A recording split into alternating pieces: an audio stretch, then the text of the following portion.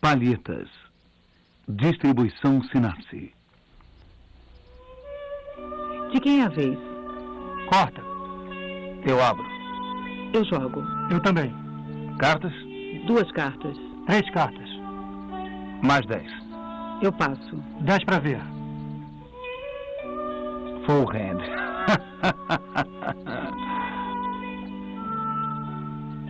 Quanta vaidade da pintura que atrai nossa admiração pela semelhança de coisas cujos originais não admiramos. Blaise Pascal. Por trás das cartas. O Trapaceiro. Georges de la Tour. Museu do Louvre, Paris.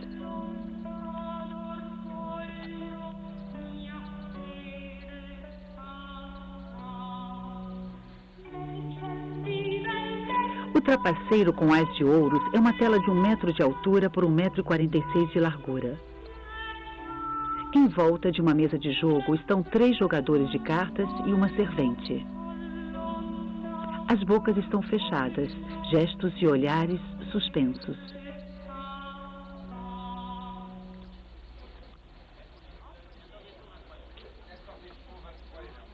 Estão jogando valores altos.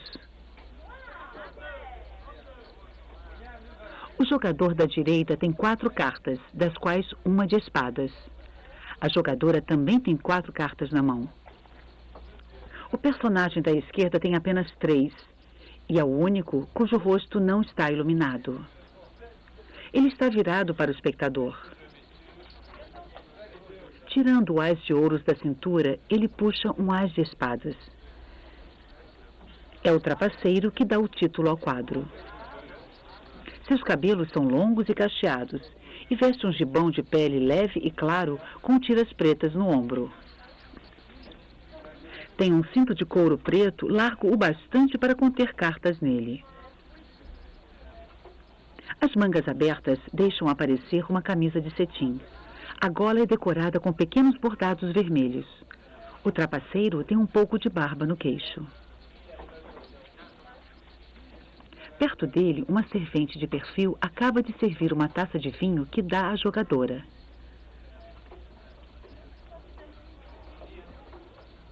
Com a mão esquerda, ela segura o gargalo de uma garrafa coberta por um entrelaçado de ratã. Ela usa um vestido vermelho cinábrio, cuja parte superior, muito decotada, é feita de um tecido azul esverdeado muito escuro. Debaixo do vestido, uma camisa bordada.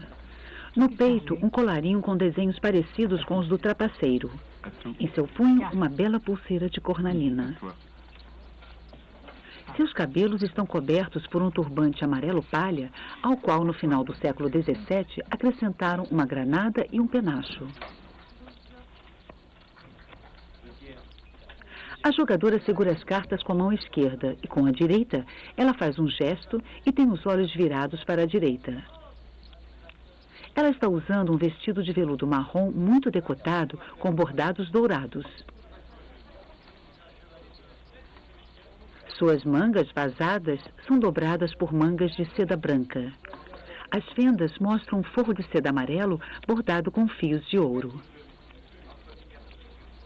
Ela usa pulseiras, um colar de pérolas grossas e mais pérolas em forma de pera como brincos. Um chapéu vermelho com bordado de pérolas e decorado com um broche de pedra preta cercada de ouro.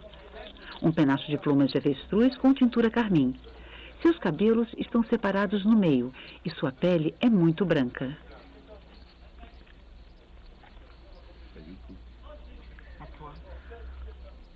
O quarto personagem é um rapaz muito jovem com trajes muito requintados. Ele examina as suas cartas que segura com as 2 mãos. Está usando uma calça bufante vermelhão e uma camisa de brocado fechada com uma gola de cetim cor de coral. As mangas de cetim branco são fechadas com um pequeno babado preto e dourado. No ombro há uma série de laçarotes. Com os cabelos muito cacheados, o rapaz usa um gorro vermelho ornado com um trançado prata. Nesse gorro, uma grande pena de avestruz tingida de cor de laranja. Os personagens podem ser elegantes, mas não estão limpos. De la Tour mostra bem o nácar das unhas, mas não esquece de marcar a sujeira, como já havia ilustrado Caravaggio em seu Bacco.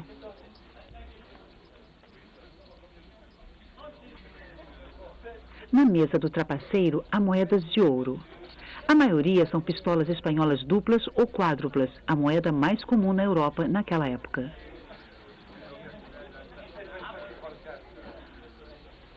De la Tour viveu em Lorraine, na época de Luís XIII. Filho de padeiro, ele teve acesso à pequena nobreza através de seu casamento e se instalou em Lunéville. A guerra e o incêndio dessa cidade destruíram muitos quadros. Os 30 quadros conhecidos hoje representam apenas uma fração de sua obra. De la Tour tratou várias vezes os mesmos temas. No Museu Kimball de Fort Worth, no Texas, existe uma outra versão de O Trapaceiro, que é, na verdade, o trapaceiro com ás de paus. Muito parecida com a mais conhecida, as variações estão nos detalhes, sobretudo nas cartas, que em vez de ouros, são cartas de paus.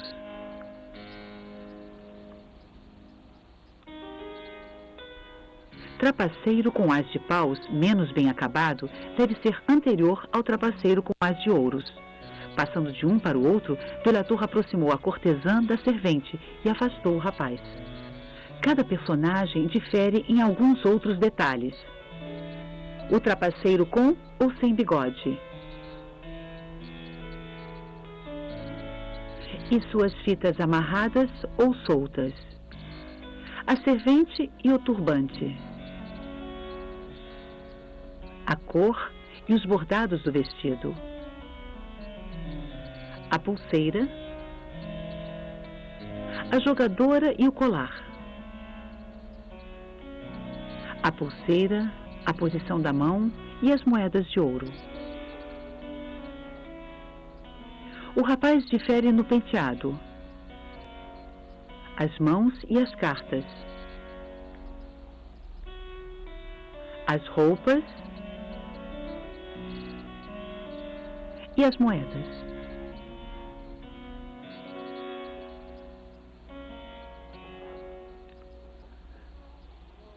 O trapaceiro poderia estar ligado a outro quadro de De la Tour, A Vidente, do Metropolitan Museum de Nova York. Hoje, ligeiramente transformadas, essas duas telas poderiam ter sido pendants, originalmente.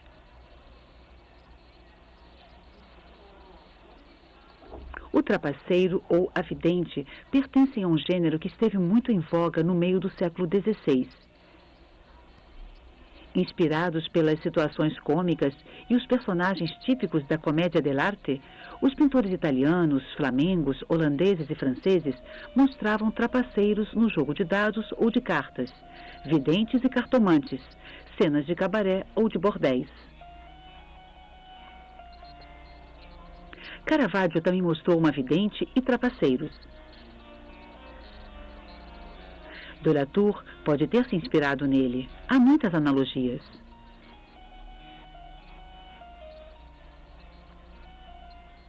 Nascidas no Oriente e introduzidas na Europa, as cartas tomaram a sua forma moderna a partir do século XVI.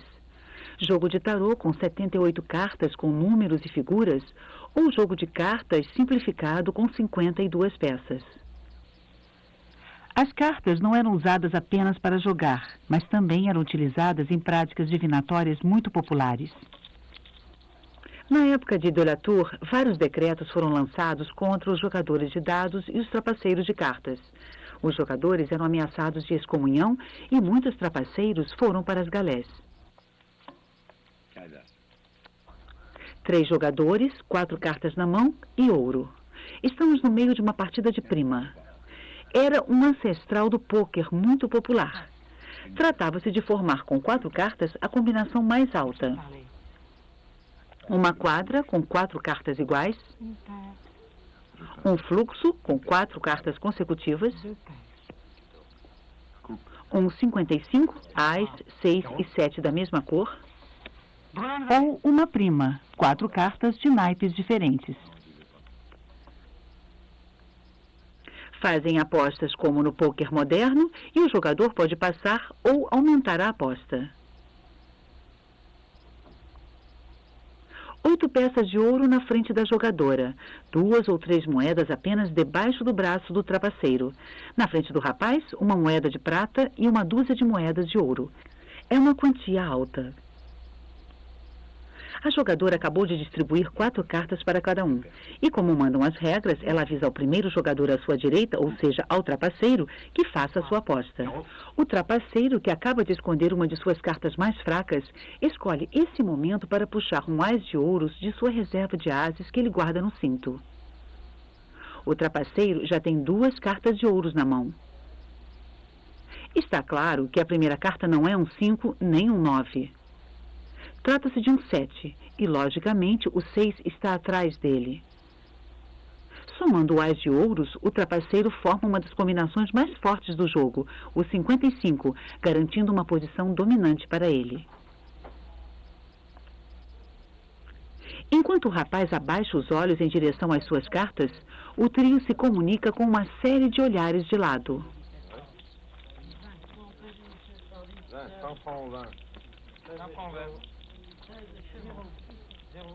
A jogadora é muito branca, tem um grande decote e está coberta de pérolas. A pérola, símbolo de pureza na Idade Média, volta a ser no Renascimento o símbolo do amor sensual que era na Antiguidade. Quando são grossas e em grande quantidade, as pérolas estão ligadas ao amor venal. Caravaggio representou Maria Madalena, uma ex-prostituta, quando ela se arrepende. Ela acaba de tirar suas joias e quebrar seu colar de pérolas. Uma das Madalenas de Delatour também abandonou seu colar de pérolas. A jogadora de cartas de O Trapaceiro, marcada pelas pérolas e pela paridez de quem não sai de casa, é uma cortesã. O rapaz usa um gorro com pluma. A pluma é comum nas cenas de galanteios. O penacho é um sinal tradicional da vida libertina. Ele está no primeiro plano da gravura de Rembrandt, A Cama à Francesa. As penas também evocam algumas frases ligadas a essa situação, como ser depenado, arrancar as penas de alguém. São expressões usadas no final do século XVI e início do século XVII, no meio de jogadores. As cordas ou fitas amarradas serviam para fechar as roupas e, sobretudo, as partes mais íntimas. Esses laços, as aiguillettes em francês, foram usadas em várias expressões triviais para descrever pessoas libertinas, como correr atrás das aiguillettes, ou pessoas avarentas que usam velhas aiguillettes. Amarrar as aiguillettes era jogar uma maldição sexual para tornar alguém impotente. O trapaceiro tem suas aiguillettes desamarradas, marca de liberdade sexual. O rapaz, pelo contrário, tem todas as suas cuidadosamente amarradas. Ele está começando a vida mundana e é uma presa perfeita. Ele segura um 6 de espadas. A cartomancia clássica diz que a carta de paus anuncia hostilidade e desgraça, e o 6 de espadas a luta contra o destino. Mas o naipe de paus indica dinheiro e comércio, inclusive o comércio sexual. O ás de ouros aparece muito nos quadros dessa época, como nos de Jean Steen ou Cornelis Bega, como símbolo da prostituição.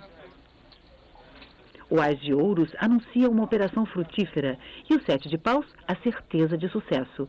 É o jogo do trapaceiro.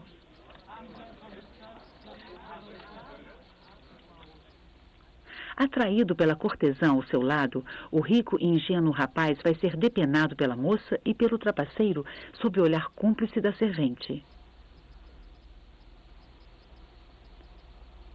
O rapaz parece confiante e possui uma soma importante que está disposto a investir até o fim. Depois de ter sido depenado, provavelmente a cortesã o expulsará de sua casa, sem se entregar a ele.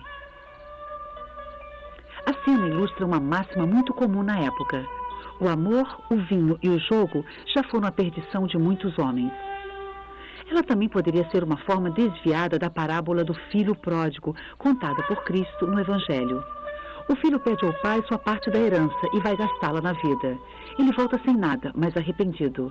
Pede perdão ao pai, que o acolhe com grande pompa.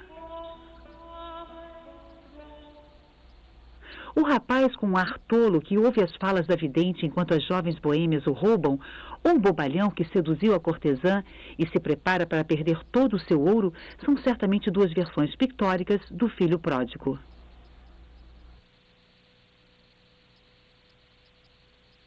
Desde Leonardo da Vinci, os pintores se preocuparam com o significado das expressões. Popularizada no século XVI por Giovanni Battista della Porta, a fisiognomonia procurava dar conta das personalidades através de analogias com animais.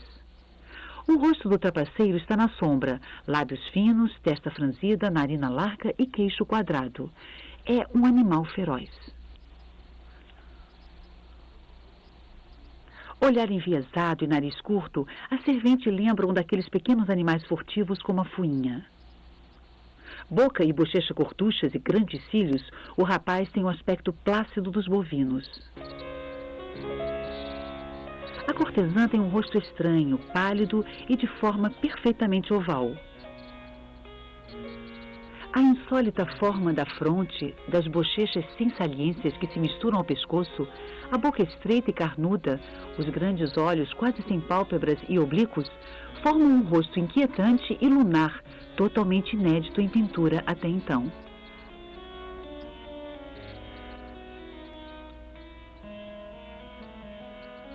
A boêmia de A Vidente também tem um rosto de forma oval.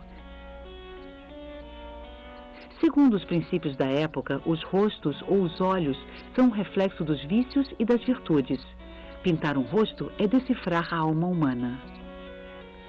A cortesã, com seus trajes, suas pérolas e seu ouro exposto à luz, se opõe à Madalena arrependida e despojada, assim como o mundo diurno e colorido das aparências se opõe ao universo noturno da meditação.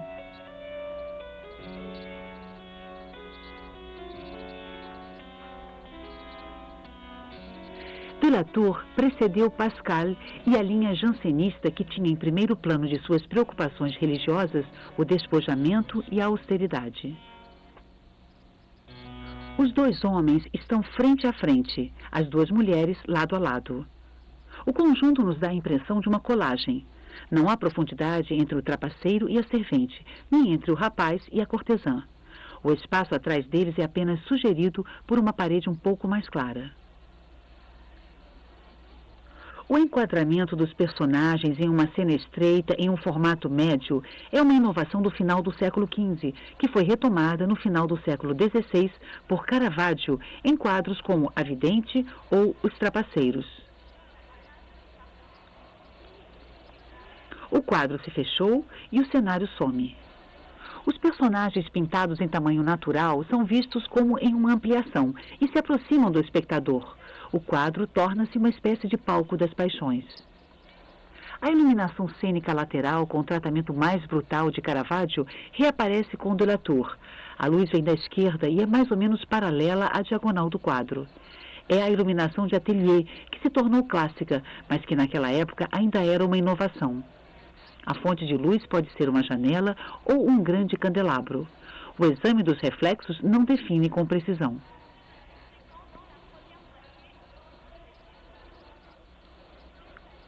O plano horizontal se dá pela mesa, com duas massas verticais de cada lado, a do trapaceiro com as fitas desamarradas que caem perpendiculares à mesa e as dobras do traje do rapaz que também caem na vertical. Em quase todos os seus quadros noturnos, Delatour busca as formas redondas e lisas. Em O Trapaceiro, há muitas formas arredondadas, as cabeças dos personagens com seus chapéus ou cabelos, seus ombros, os seios das mulheres, os olhos, as bocas e as pérolas. Mas essa aspiração de harmonia das formas redondas é contrariada por toda parte. Primeiro com as linhas da composição, que são uma série de triângulos encaixados uns nos outros e que parecem ter sido gerados pela taça de vinho triangular.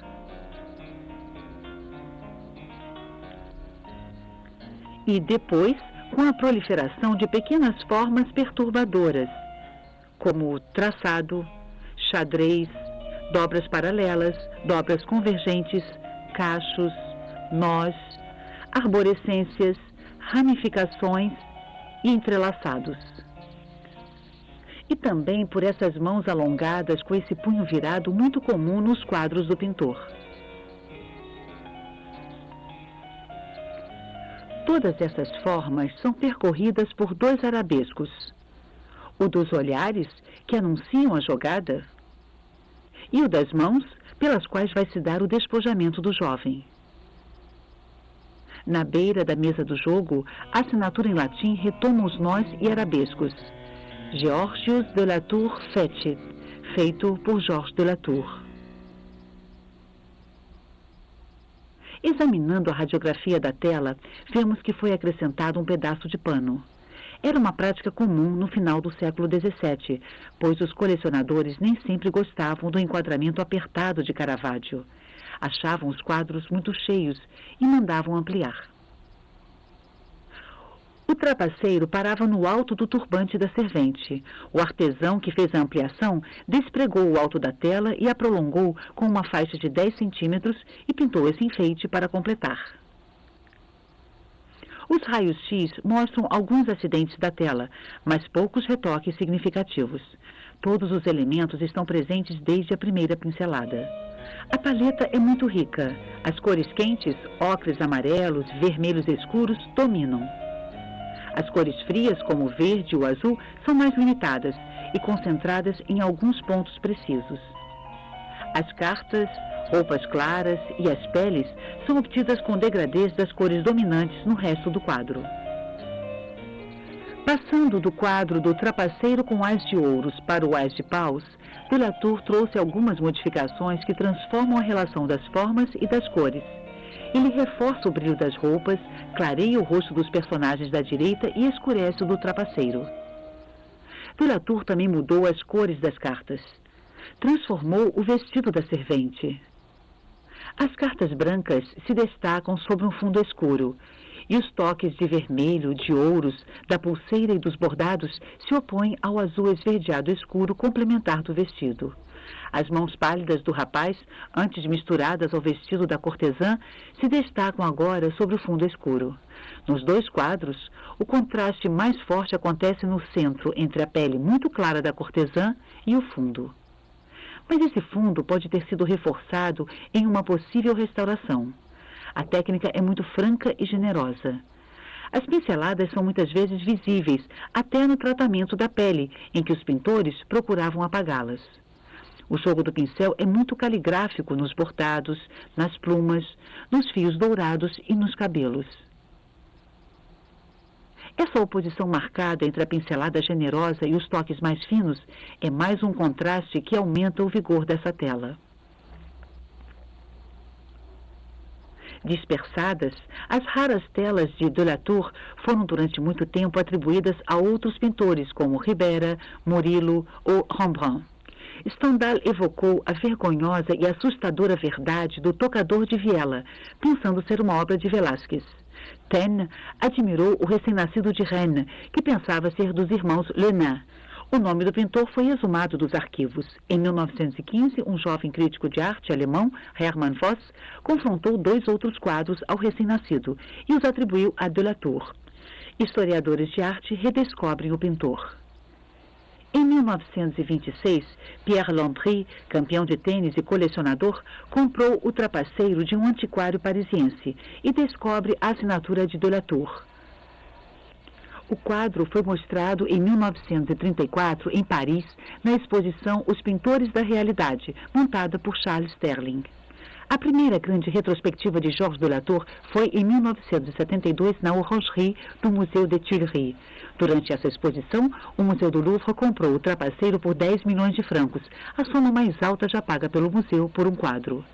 Em 1980, especialistas britânicos declaram que A Vidente e o Trapaceiro com Ás de Ouros seriam quadros modernos feitos entre 1920 e 1940 por falsificadores. Roupas e chapéus inverossímeis, bordados copiados de outros quadros, joias anacrônicas, perspectivas erradas e assinatura inventada. E no quadro A Vidente, a palavra merda parecia estar escrita na gola de uma das boêmias. Mas estudos técnicos mostraram a presença de pigmentos do século XVII desconhecidos no início do século XX e só descobertos recentemente. Outras análises provaram a antiguidade da tela. Quanto ao palavrão na gola, talvez fosse apenas uma brincadeira de um restaurador zombeteiro. A palavra desapareceu na limpeza do quadro. Se alguns acham que Os Trapaceiros é um quadro falso, é por talvez se tratar de uma imagem muito improvável e exagerada. Luz demais, cores em excesso e muito romantismo, como se o jogo fosse um símbolo do mundo.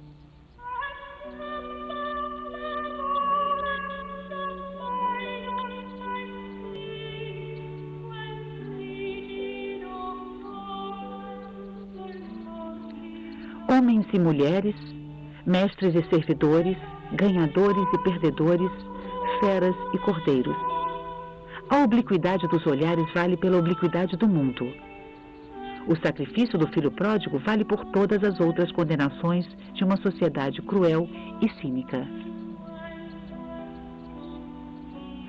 Só o ouro sobrevive.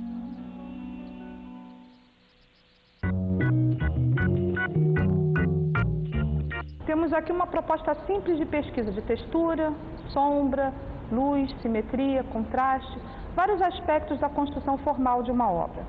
Seria interessante o professor dividir a turma em grupos. Cada grupo selecionar imagens diversas da arte e apresentarem esses aspectos, selecionarem de cada obra, cada item que eles possam perceber dessas imagens. A leitura dessas imagens pelos alunos deve destacar esses aspectos, o espaço onde ela se constrói e toda a relação semântica que ela estabelece com o espectador.